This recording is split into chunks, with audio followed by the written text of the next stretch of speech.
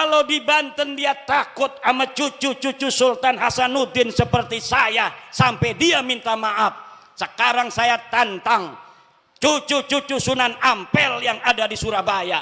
Bisa tidak mereka membuat Rizik Syihab minta maaf kepada keturunan Sunan Ampel Surabaya? Kalau ada orang yang mengaku keturunan baginda Nabi besar Muhammad, hari ini dari jalur laki-laki semua sampai baginda Nabi sampai Sayyidina Husain, maka haplogrupnya harus J1, sedangkan keluarga Habib Rizik, keluarga Habib Bahar, keluarga Habib Taufik Segaf, keluarga Habib Lutfi bin Yahya, semuanya sudah tes DNA dan bukan keturunan baginda Nabi besar Muhammad sallallahu alaihi wasallam.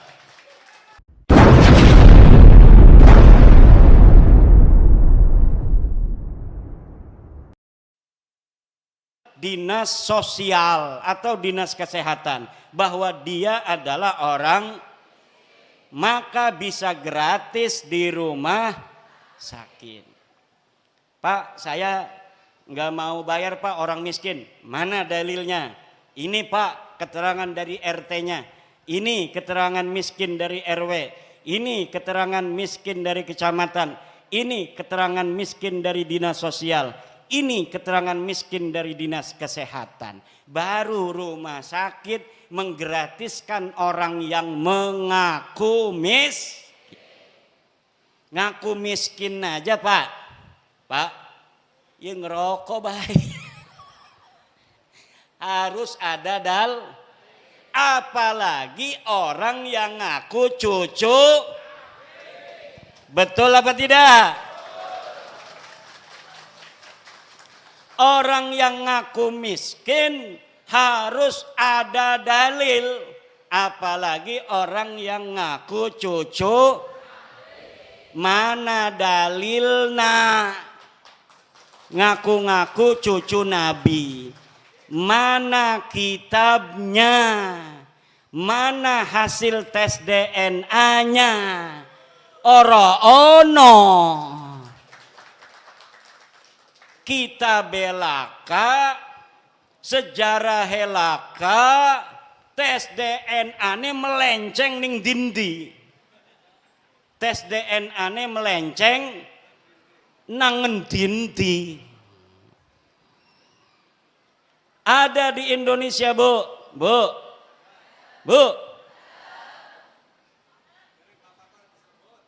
Di Indonesia ada orang ngaku cucu Nabi.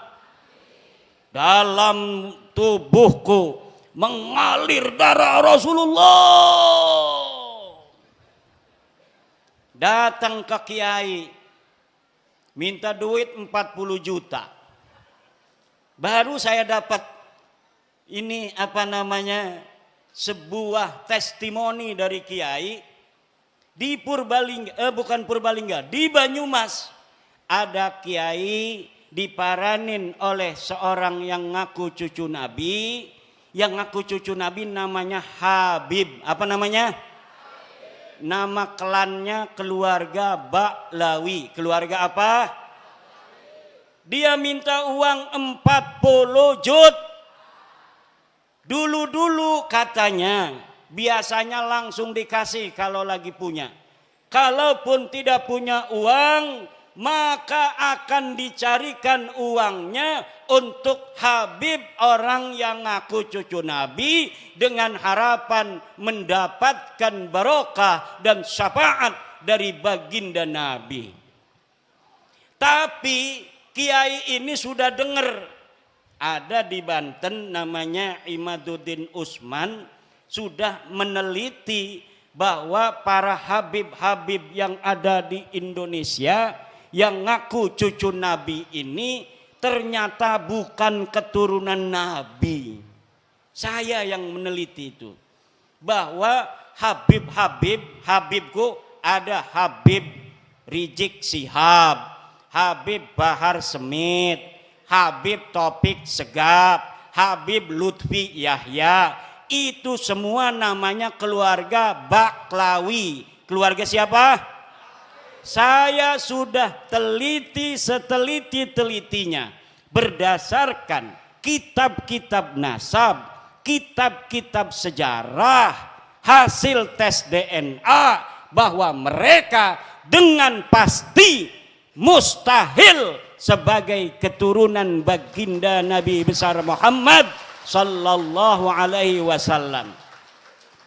Tidak terima, silahkan undang saya untuk berdebat. Kalau tidak terima, mana ente punya dalil? Kalau tidak terima, mana hasil tes DNA ente? Saya sudah tahu hasil tes DNA dari Habib-Habib ini, 180 orang di Yaman sudah tes DNA dan hasilnya haplogrupnya G.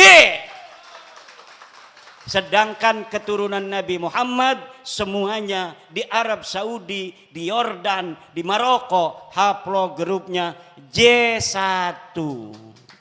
Kalau ada orang yang mengaku keturunan baginda Nabi besar Muhammad, hari ini dari jalur laki-laki semua sampai baginda Nabi, sampai Sayyidina Husain, maka haplogrupnya harus J1. Sedangkan keluarga Habib Rizik, keluarga Habib Bahar, keluarga Habib Taufik Segaf, keluarga Habib Lutfi bin Yahya, semuanya sudah tes DNA dan bukan keturunan baginda Nabi besar Muhammad sallallahu alaihi wasallam.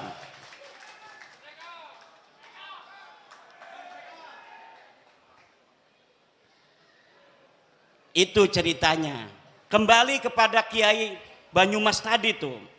Karena dia sering mendengerin saya, ketika si Habib ini minta uang 40 juta, dia acting pura-pura jadeb. Kiai Imad pahlawanku, Kiai Imad pahlawanku, Kiai Imad pahlawanku. Langsung Habibnya kabur. Jadi ibu-ibu, bapak-bapak kiai, terutama sama kiai-kiai, kalau ada Habib minta uang banyak, nggak usah banyak ngomong, cukup di depan dia baca wiridan, Kiai Imad pahlawanku, Kiai Imad pahlawanku, Kiai Imad pahlawanku.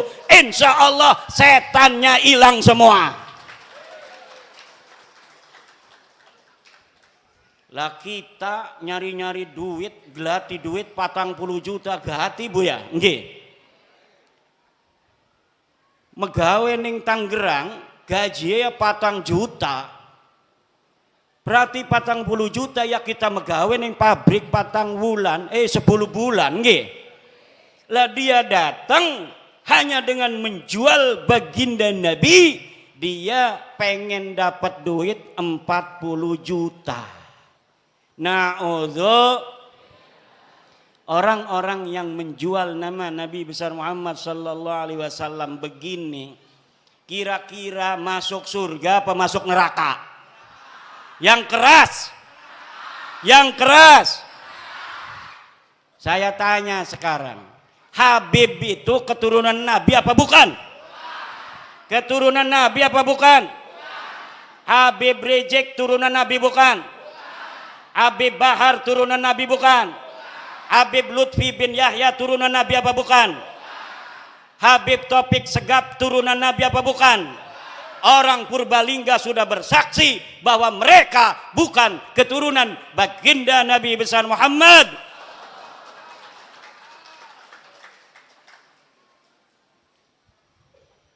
Ibunda Khadijah Al-Kubra akan tersenyum kepada orang-orang Purbalingga. Sayyidatuna Fatimah Az-Zahra akan berbahagia kepada orang Purbalingga.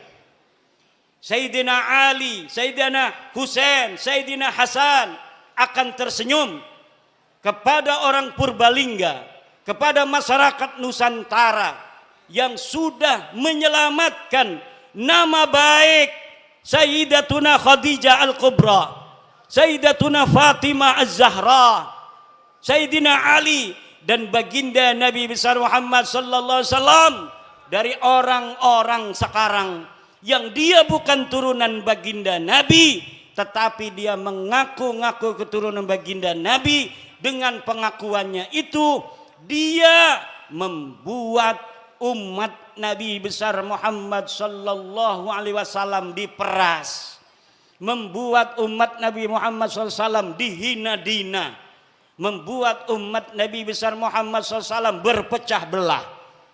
Orang-orang semacam ini dari sisi ilmu nasab bukan turunan Nabi, dari sisi ilmu sejarah bukan turunan Nabi, dari tes DNA bukan turunan Nabi, dari akhlak ba'id, jauh dari keturunan Nabi. Akhlak Nabi begitu luhur, senyum mengembang setiap ketemu dengan orang lain, menyayangi orang lain. Setiap ketemu orang punya uang, dikasih uangnya oleh baginda Nabi. Lagi bawa begini nih, bawa jas, apa ini namanya nih, jubah, diminta orang karena ada dua, satu, dua. Kalau turunan Nabi itu harus sama dengan Nabi. Kalau lagi bawa jubah, beb, jubahnya satu buat aneh, langsung dikasihin. Itu ciri-ciri daripada turunan. Sekarang Laskar jajal kalau ada Habib lagi bawa mobil, beb, mobilnya buat aneh. Kalau dia kasih itu mobil, dia turunan Nabi. Kalau tidak kasih itu mobil, jangan sampai engkau percaya bahwa dia keturunan baginda Nabi besar Muhammad. Setuju? Ada Habib datang ke kiai bawa mobil. Beb, bawa apa ke sini? Mobil. Mobilnya buat aneh aja. Sebelum diminta, minta dulu. Sebelum dia minta uang, minta dulu apa yang dia bawa. Dia bawa udang-udang begini, pinta. Dia bawa jubah begini, pinta. Wah, berarti Ki Imad nanti kita minta coba kasih enggak? Ya enggak. Aneh kan enggak ngomong-ngomong, aneh turunan Nabi. Ente punya istri, cerai, nanti aneh kawinin, ente masuk surga. Ada Profesor Manahem Ali beriwayat, ada seorang kiai istrinya cantik jelita. Tahu istrinya satu atau dua saya nggak tahu itu. Yang jelas dia istrinya cantik. Datang Habib, suruh dicerai istrinya. Kata si Habib, kalau engkau cerai istrimu lalu aku nikahi istrimu, maka engkau akan dapat barokah, dapat syafaat, masuk dalam surga. Na'udzu. Apakah yang model begitu betul turunan Nabi? Jawab. Apakah orang yang datang ke rumah kiai minta uang 40 juta itu turunan Nabi? Apakah ada orang yang menghina orang lain itu turunan Nabi? Orang yang mulutnya selalu mencaci maki Presiden Indonesia dengan alasan-alasan PKI, alasan antek asing, ijazah palsu. Apakah orang semacam itu pantas jadi cucu Nabi apa tidak? Dia cucu Nabi bukan. Orang yang selalu membuat keonaran. Orang kampung kita suruh demo tiap hari nggak dibayar. Katanya untuk bela agama Islam. Kemudian orang-orang kampung kita meninggalkan pekerjaannya, meninggalkan kegiatannya, suruh demo tiap hari. Dia yang dapat duit, orang-orang kampung kita yang kerjaannya acak-acakan, ekonominya murat-marit, istrinya muring. Tahu muring? Istrinya muring, ngambek, marah-marah karena dia jaga warung ditinggalin. Apa betul? Dia bertani, taninya macul tidak disempurnain. Dia jagain pancingan lele, pancingan lelenya ditinggalin. Kenapa? Suruh demo, suruh katanya membela agama, menurunkan antek-antek Cina, menurunkan antek-antek asing. Tapi ternyata perjuangan mereka semata-mata bukan untuk agama, bukan untuk rakyat, bukan untuk bangsa, tetapi untuk tingginya nama mereka sendiri dengan mengorbankan putra-putri Indonesia agar masa depannya acak-acakan, tetap miskin, melarat, tidak punya pekerjaan. Na'udzu. Bu, anak ibu mesantren, betul apa tidak? Anak ibu mesantren pengen jadi kiai, betul? Kiai Sahal sangat bahagia kalau anak ibu-ibu melebihi kiainya. Makanya saya bikin syair, ya Rabbi bil khalil iftah kulla talibina waj'alhum khairan minna wa khairal umami. Ya Rabbi bil khalil iftah kulla talibina waj'alhum khairan minna wa khairal. Ya Rabbi bil khalil, ya Tuhan dengan barakah Syekh Khalil Bangkalan, iftah kulla talibina, beri futuh santri-santri kami, waj'alhumu, jadikan mereka khairan minna, lebih baik daripada aku, wa khairal umami, dan sebaik-baiknya umat. Seorang kiai akan bahagia kalau muridnya lebih pinter daripada dirinya, betul? Kalau gurunya hafal Quran cuma 2 juz kayak saya, itu juga dulu. Saya sekarang punya murid sudah hafal 30 juz karena habis mondok di saya belajar kitab kuning, dia ngaji di pondok tahfidz. Sekarang sudah 30 juz. Saya senang dan bahagia. Dia dulu bisa baca kitab, sekarang sudah hafal Al-Qur'an. Kalau gurunya sudah 30 juz, senang kalau muridnya hafal 35 juz. Kalau ada lebih dari 30 juz itu senang mungkin gurunya. Tetapi ada seorang atau sebuah kelompok, dia tidak bergelar kiai. Kalau kiai, muridnya jadi kiai senang, betul? Tapi ada Habib punya murid namanya Mukibin. Ini Mukibin tiba-tiba pas udah 2 tahun dia pakai Al-Habib. Wong Banyumas, gua Al-Habib. Lah kira-kira gurunya itu yang seorang Habib marah apa tidak kalau ada murid tiba-tiba pakai gelar Al-Habib? Marah, itu bisa dipukulin, dipersekusi. Kenapa? Karena bagi mereka nasab itu lebih utama daripada ilmu. Sedangkan menurut ajaran Islam, ilmu itu mutlakon lebih mulia daripada nasab. Ilmu itu mutlakon lebih mulia daripada takwa adalah kunci daripada kemuliaan.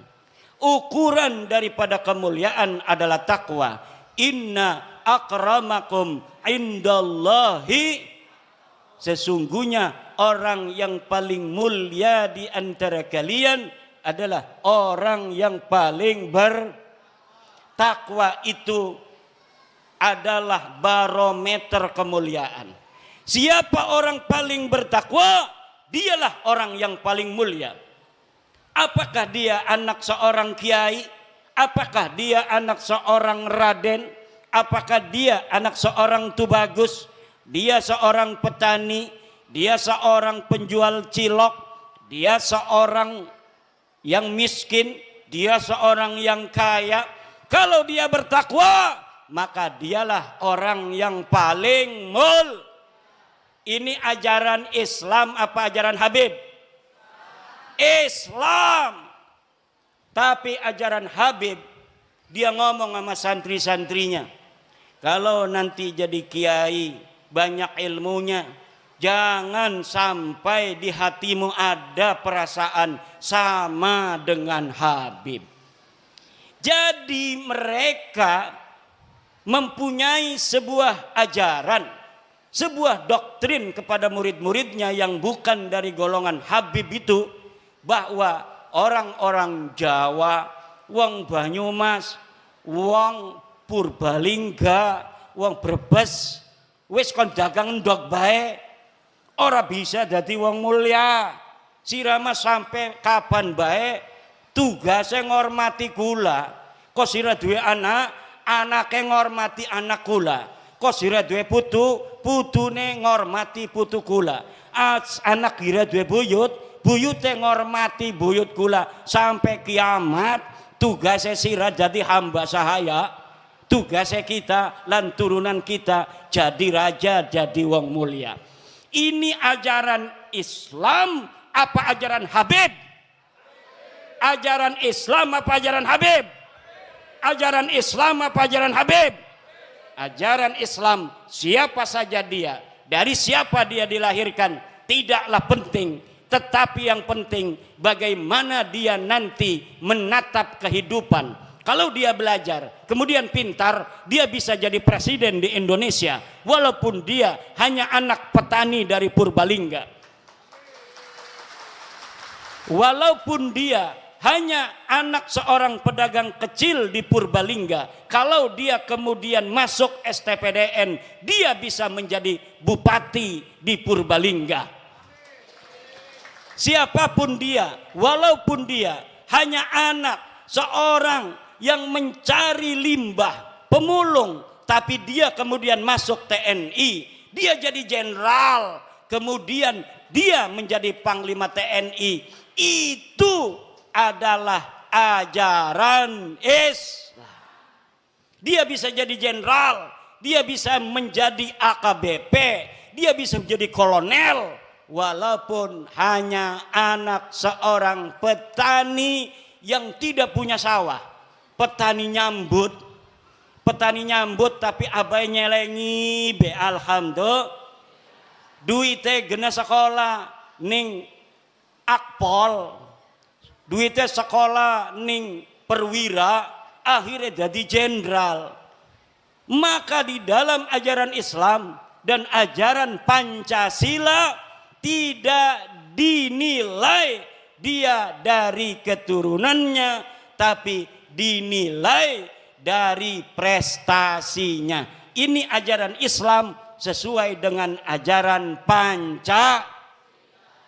Tapi ajarannya rasis, Kabib, lamun uang dudu turunan Kabib, uang lanang ora bisa ngawin turunan Kabib. Kenapa ora bisa? Karena kita mah turunannya Nabi. Jere siapa sira turun Nabi? Jere bapak kula. Bapak nirani jere siapa? Bapak kula nih ya jere bapak tua kula. Bapak tua kamu kata siapa? Kata, tapi saya minta buktinya.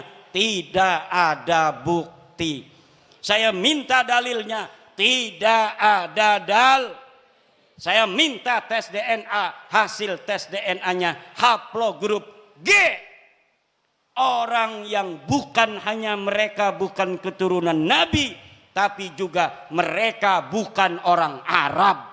Leluhur mereka orang Kaukasia, orang Turki yang tidak punya tempat.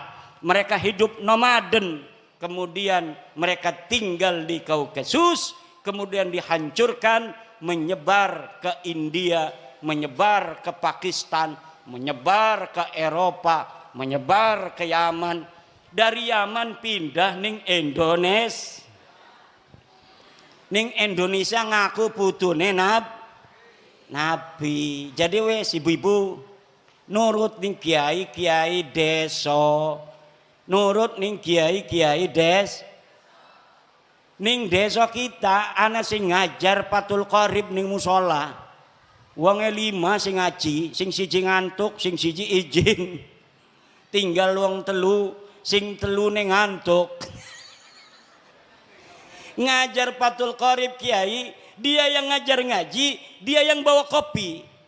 Dia yang ngajar ngaji, dia yang bawa kopi.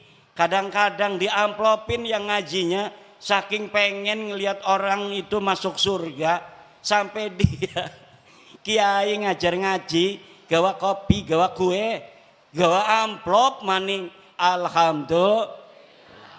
Itulah orang-orang ikhlas. Lah sekarang Bu, karena mereka sudah tahu bahwa mereka itu gagal jadi keturunan Nabi, ngegawa-gawa Wali Songo supaya gagal jadi turunan Nabi. Kata mereka Wali Songo juga sama turunan Baklawi. Padahal dari zaman dulu mereka menghina-hina Wali Songo, keturunannya tidak ada. Wali Songo keturunannya terputus. Tapi sekarang sudah diteliti mereka bukan cucunya Nabi. Mereka katakan Wali Songo itu keluarga mereka, Baklawi. Rizik Syihab sebelum saya membuat tesis tentang bahwa para Khabib itu bukan turunan Nabi, dia ditanya oleh orang tentang Azmat Khan. Dia jawab, saya bukan ahli nasab, tanya saja itu ke Rabitah Alawiyah. Sekarang dia ketika nasab Habib ini sudah putus, gagal jadi putune Nabi, dia kemana-mana kampanye, ceramah muter-muter mengatakan bahwa Wali Songo Sunan Gunung Jati, anaknya yaitu Sultan Hasanuddin adalah merupakan keturunan dari Baklawi sama dengan Habib-Habib. Iki arane pengen ngegawa Wali Songo rungkat kaya dewekanane. Mereka sudah rungkat, mereka tidak sudi, tidak ridho. Kalau hanya mereka yang rungkat, mereka juga ingin bawa-bawa Wali Songo yang asli putune Nabi. Wali Songo asli putune Nabi. Pengen supaya Wali Songo juga sama-sama putus nasabnya, sama-sama rungkat nasabe 2024. Ning dindi ceramah muter-muter pakai takbir lagi. Salah pakai takbir. Saudara-saudara, Sunan Gunung Jati punya istri Nyai Rara Santang, takbir. Ligane salah. Nyai Rara Santang itu bukan istrinya Sunan Gunung Jati, tapi ibunya Sunan Gunung Jati. Udah salah pakai takbir. Takbir. Marah anak-anaknya keturunan Sunan Gunung Jati, akhirnya minta maaf. Saya mohon maaf. Sekarang dia ngomong lagi bahwa Sunan Ampel adalah anaknya Sunan Gresik. Salah maning bae. Kalau di Banten dia takut sama cucu-cucu Sultan Hasanuddin seperti saya sampai dia minta maaf. Sekarang saya tantang cucu-cucu Sunan Ampel yang ada di Surabaya, bisa tidak mereka membuat Rizik Syihab minta maaf kepada keturunan Sunan Ampel Surabaya?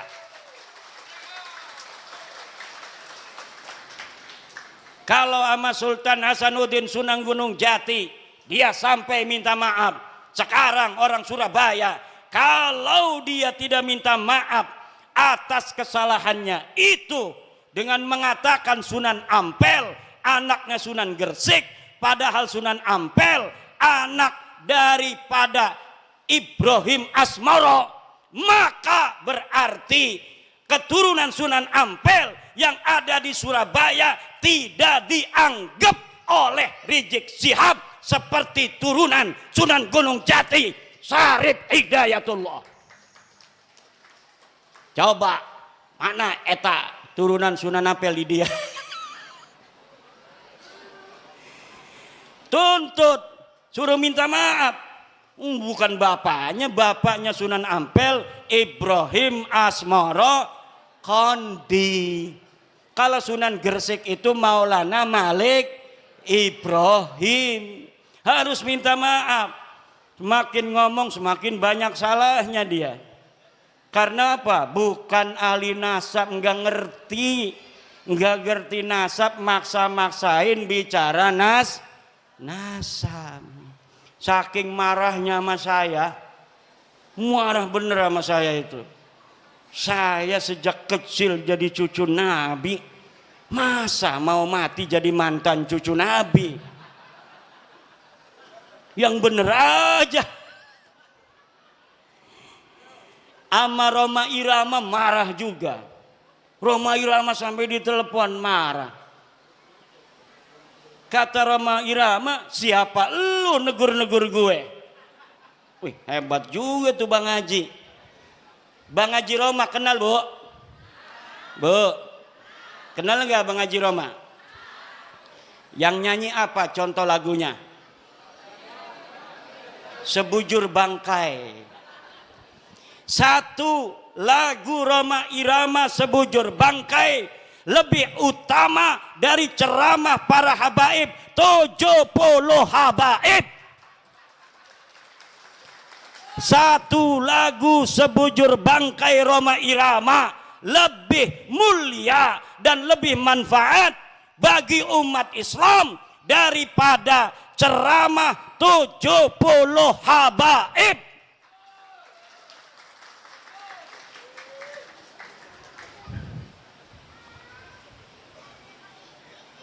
Kenapa lagunya Roma Irama kalau didengerin, kalau lagunya masalah akhirat, kayak neraka di depan mata, betul? Betul nggak? Kalau lagi nerangin masalah keindahan surga, kayaknya surga ada di depan mata. Kalau lagi menerangkan istri salehah, Masya Allah pengen nambah lagi. Setiap keindahan yang tampak oleh mata. Apa tuh? Nggak hafal saya. Ada kiai yang hafal seluruh lagu-lagu Roma Irama. Namanya Kiai Haji Raden Syarif Rahmat. Itu di rumahnya bukan kitab dia mah, kaset semua. Masya Allah. Padahal hafal Quran, pinter baca kitab kuning. Tapi ngefan banget sama Roma Irama sampai dia mengatakan bahwa Roma Irama adalah waliyun min auliyaillahi ta'ala. Roma Irama adalah waliyun min auliyaillahi ta'ala. Coba kita lihat, umurnya sudah 80 tahunan. Tapi ketika mendengar tentang tesis saya, dia ingin menelusuri, dia ingin meneliti. Kemudian sekarang dia mempunyai keyakinan bahwa para habib ini bukan keturunan baginda Nabi besar Muhammad sallallahu alaihi wa alihi wasallam. Kalau orang siapa saja yang masih ragu-ragu di hatinya, takut kewalat, maka lihat sebelum ayat Aqsal Madinah. Qalu inna tatayyarna bik, bahwa orang-orang yang membatalkan nasab Ba'lawi dia akan kewalat, maka saya katakan ta'irukum ma'akum, kamu yang akan kewalat karena kamu telah mengaku duriah Nabi tidak punya dalil. Aku Imaduddin Usman membatalkan nasab kamu dengan dalil-dalil. Ini dalilnya dari kitab nasab. mulai abad kelima, 6, 7, 8, 9, tidak ada leluhur kamu disebut, dicatat sebagai keturunan baginda Nabi. Ini kitab sejarahnya. Mulai dari abad keempat, 5, 6, 7, 8, 9. Tidak ada leluhur kamu dicatat dalam sejarah sebagai apapun. Baik sebagai ulama maupun sebagai turunan Nabi. Tidak ada leluhurmu yang jadi ulama. Tidak ada leluhurmu yang jadi wali. Tidak ada leluhurmu yang dicatat sebagai keturunan Nabi. Lalu kamu katakan Ubaidillah sebagai imam. Imam dari mana? Kamu katakan Alwi sebagai muhaddis. Muhaddis dari mana? Tidak ada orang yang mencatat di masanya. Pada abad ke-5, ke-6, ke-7. Mereka sebagai ulama, mereka sebagai muhaddis, mereka sebagai turun Nabi. Teu aya pokona mah teu aya. Ngerti ente?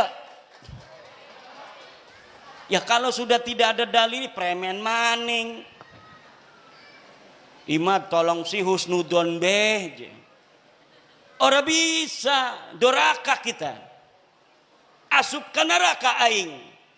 Lamun geus nyaho sia lain keturunan Nabi, tapi orang masih ngomong sia turun Nabi, aing asup ka neraka. Aing mah embung asup ka neraka eta. Aing mah embung asup ka neraka. Kita mau ora pengen manjing neraka. Ku ibu-ibu pengen ora manjing neraka? Bu, pengen ora manjing neraka? Ari boten aja nganggep Baklawi turun Nabi maning ya. Lamun masih nganggep turun Nabi manjing neraka.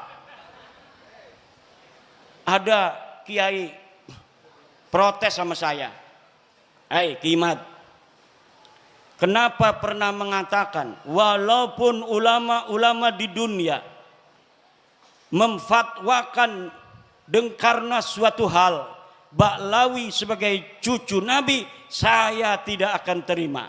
Saya pernah ngomong begitu, betul. Tapi Pak, lihat kata-kata saya, dengar kata-kata saya, ada kalimat karena suatu hal. Kalau ulama-ulama sedunia berfatwa, memfatwakan karena suatu hal Baklawi sebagai cucu Nabi, saya tidak akan terima. Itu kalau dia berfatwanya tidak pakai dalil. Karena suatu halnya itu misalnya pertemanan, seperti Syekh Ali Jum'ah Mesir, karena berteman dengan Habib Umar bin Hafid, dia kemudian mengisbat Baklawi. Syekh Ibrahim bin Mansur, karena dia sama-sama nasabnya putus, dianggap putus oleh orang Arab, haplogrupnya juga bukan J1, Ibrahim bin Mansur. Akhirnya Ibrahim bin Mansur sekarang membantu Baklawi. Baklawi membantu Ibrahim bin Mansur. Itu namanya karena suatu hal. Kalau mereka datang dari seluruh dunia membawa dalil, maka kita terima, walaupun itu akan mustahil. Mustahil ditemukan dalil-dalil tentang ketersambungan Baklawi. Kenapa saya berani mengatakan mustahil? Karena algoritmanya tidak memungkinkan. Kenapa tidak memungkinkan? Karena di abad 9 saya sudah ainul yakin melihat dalil-dalil bagaimana mereka membangun nasab itu di abad 9. Tidak ada sebelumnya. Maka tidak mungkin akan ditemukan dalil di abad ke-8, dalil di abad ke-7, dalil di abad ke-6. Tidak mungkin ditemukan karena algoritma pembentukan, pabrikasi daripada nasab mereka hanya baru ada di abad 9. Kalau sampai mereka bawa manuskrip katanya abad ke-6, ke-5, saya pastikan itu manuskrip palsu. Na'udzu, apakah ada buktinya? Woi Kiai ngomong manusia palsu. Saya sudah menemukan banyak pemalsuan di dalam sejarah Ba'lawi. Saya banyak menemukan banyak pemalsuan dalam kitab-kitab Ba'lawi, seperti kitab Abnaul Imam yang ditulis abad kedua Hijriah, lalu ditambahin di abad kelima, kemudian dikatakan sebagai kitab abad kelima.